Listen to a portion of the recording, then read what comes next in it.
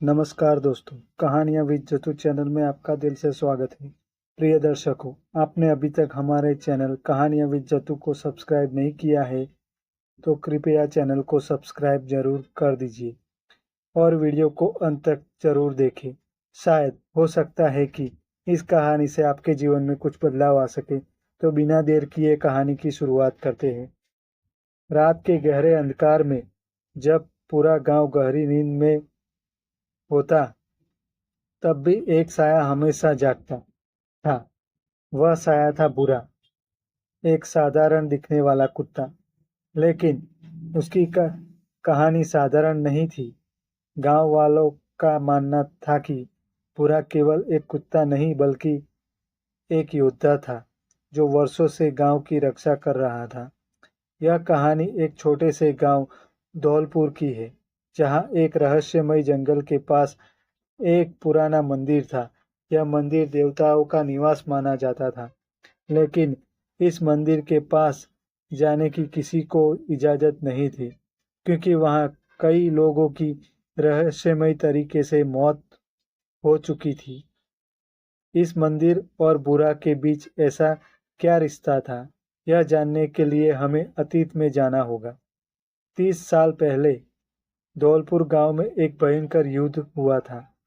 गांव पर डाकुओं का हमला हुआ और उन्होंने मंदिर के गर्भगृह से प्राचीन मूर्तियां और खजाने को चुराने की कोशिश की, लेकिन राजा के सबसे वफादार कुत्ते शेरू ने अपनी जान देकर खजाने को बचाया। उसके बलिदान को देखकर गांव वालों ने कसम खाई कि वे इस मंदिर और खजाने की रक्षा करेंगे। कुछ साल बाद गांव के एक युवा किसान रामू ने एक घायल पिल्ले को जंगल में पाया। वह पिल्ला कोई और नहीं बल्कि बुरा था। रामू ने उसे पाला और जल्द ही बुरा पूरे गांव का प्रिय बन गया।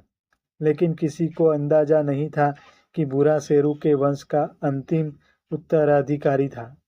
गांव में एक दिन शहर का एक आदमी अजय मेहरा आया। वह एक खजाना शिकारी था और उसने मंदिर के रहस्य के बारे में सुना था। अजय ने गांव वालों से मंदिर के बारे में पूछताछ की, लेकिन सभी ने उसे चेतावनी दी कि वहां जाना मौत को बुलाने जैसा है। अजय ने उनकी बातों को अनसुना कर दिया।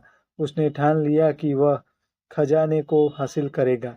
एक रात अजय चुपके से मंदिर की ओर बढ़ा। जैसे ही उसने मंदिर के पास कदम रखा, बुरा उसकी राह में खड़ा हो गया। उसकी गहरी आंखें मानो चेतावनी दे रही थी।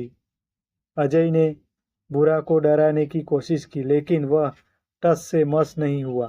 बुरा ने गुर्राहट के साथ उसके रास्ते को रोक दिया। अजय ने पत्थर उठाकर बुरा पर फेंकने की कोशिश की, लेकिन तभी बुरा ने एक जोरदार भौंक के साथ हमला किया। अजय को मजबूर होकर पीछे हटना पड़ा। अगले दिन अजय ने गांव के बुजुर्ग हरिदास से मंदिर और बुरा के बारे में जानने की कोशिश की। हरिदास ने कहा, यह कुत्ता साधारण नहीं है, यह मंदिर की आत्मा का रक्षक है। 30 साल पहले इसके पूर्वज शेरू ने डाकुओं से इस मंदिर को बचाया था। अब बुरा उसी परंपरा को निभा रहा है। हरिदास ने आगे बताया कि मंदिर में केवल सच्चे मन वाले लोगों को ही प्रवेश मिलता है, लालचियों को वहां श्राप मिलता है। अजय ने सोचा कि बुरा सिर्फ एक जानवर है।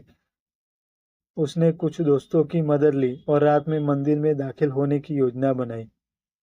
उस रात अजय और उसके 3 साथी हथियारों के साथ मंदिर पहुंचे। जैसे ही वे पास पहुंचे, बुरा वहां खड़ा था। उसने जोरदार भौंकना शुरू किया। अजय के एक साथी ने बुरा को भगाने के लिए उस पर लाठी से हमला किया, लेकिन बुरा ने उसकी लाठी पकड़ ली और उसे नीचे गिरा दिया। इसके बाद बुरा ने अजय और उसके साथियों को घेर लिया। अजय ने जैसे ही मंदिर के दरवाजे को खोलने की कोशिश की, वहां का माहौल अचानक बदल गया। मंदिर से एक तेज रोशनी निकली और एक भारी आवाज गूंजी, जो इस पवित्र स्थान को अपवित्र करने की कोशिश करेगा उसे इसका खामियाजा भुगतना पड़ेगा। अजय और उसके साथी डर से कांपने लगे। बुरा अब चुपचाप खड़ा था, लेकिन उसकी आंखें अब भी चेतावनी दे रही थी। अचानक अजय के सभी साथियों को अजीब लगने लगा। अपने चारों ओर आग और सांप दिखाई देने लगे। अजय ने घबराकर माफी मांगी और मंदिर से दूर भाग गया। अजय ने इस घटना के बाद खजाने को छोड़ने का फैसला किया। उसने गांव वालों से माफी मांगी और बुरा की वफादारी को सराहा। बुरा ने अपनी पूरी जिंदगी गांव और मंदिर की रक्षा में बिता दी। उसकी स्वामी भक्ति और निस्वार्थता ने उसे केवल एक कुत्ता नहीं बल्कि एक रक्षक बना दिया। बुरा की मृत्यु के बाद गांव वालों ने उसकी याद में मंदिर के पास उसकी एक प्रतिमा स्थापित की। आज भी उसकी कहानी सुनकर लोग प्रेरणा लेते हैं। वफादारी और साहस का यह प्रतीक बुरा सदियों तक लोगों के दिलों में जिंदा रहेगा। यह कहानी हमें सिखाती है कि निष्ठा, साहस और निस्वार्थता किसी को भी महान बना सकती है। बुरा केवल एक कुत्ता नहीं था, वह एक सच्चे योद्धा और रक्षक की मिसाल था। प्रिय दोस्तों, आपको यह कहानी कैसी लगी? कमेंट करके जरूर बताएं और ऐसी ही मज़ेदार कहानियाँ सुनने के लिए हमारे चैनल को सब्सक्राइब जरूर करें। धन्यवाद।